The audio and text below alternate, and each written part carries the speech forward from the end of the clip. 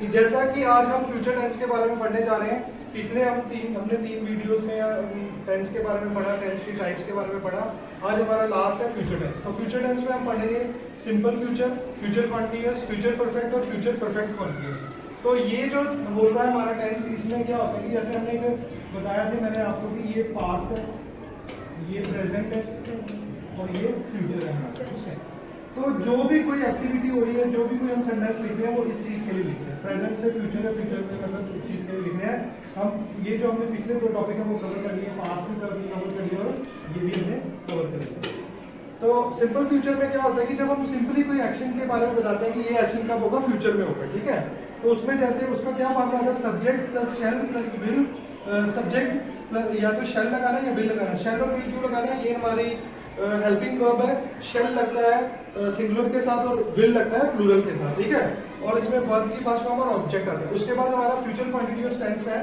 तो जब इसको हम लिखते हैं, इसमें क्या करिए, किस लिए होता है, to express an action that will be in progress at given point of time. की मतलब कोई भी काम जो फ्यूचर में शुरू होगा और वो फ्यूचर में चलता रहेगा, उसको बताने के लिए हम कौन सा टेंस यूज करते हैं, फ्यूचर कॉन्टिन्यूअस। उसका मतलब सब्जेक्ट प्लस शेल या will plus be plus verb की फर्स्ट फॉर्म और आईएनजी। तो ये है हमारा फ्यूचर कॉन्टिन्यूअस। उसके बाद आती है फ्यूचर परफेक्ट की बारी। फ्यूचर परफेक्ट क्या होता है कि जिसमें हम बताते हैं कि to express an action which is expected to be over by given time of future. की जिसमें हम आपको बता रहे हैं, परफेक्टली बता रहे हैं कि ये काम इतने टाइम में या इतने समय में खत्म हो जाएगा, ठीक है। तो वहां के लिए हम क्या यूज करते हैं, सब्जेक्ट प्लस शेल या विल प्लस हैव और वर्ब की थर्ड फॉर्म, ठीक है।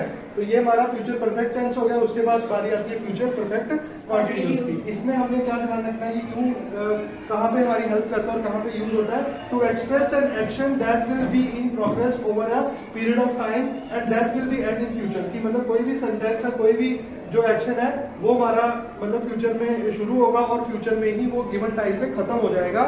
तो उसके लिए हमें कौन सा ये टेंस यूज करना है, फ्यूचर परफेक्ट का टेंस। और उसमें हमें उसका क्या फॉर्मूला है, सब्जेक्ट प्लस शेल या will have been plus verb की फर्स्ट फॉर्म और आईएनजी, ठीक है। तो जैसा आपको मैंने समझाने की कोशिश की और मैं आशा करता हूँ कि आपको समझ आया होगा। तो आपको ये याद रखना है कि ये जो फ्यूचर टेंस है ये किस लिए यूज किया जाता है, भविष्य काल के लिए, भविष्य के समय को बताने के लिए। तो हमें कोशिश करनी है इनके फॉर्मूलाज को याद रखना है और जब भी हमें कभी ऐसा मौका मिलता है सेंटेंस लिखने के लिए तो हमने इनको इन फॉर्मूला की हेल्प से लिखना है। तो मैं आपको थैंक यू बोलता हूँ इस वीडियो के लिए, और आपने इसे देखा और इसे ज्यादा से ज्यादा शेयर करें। Thank you.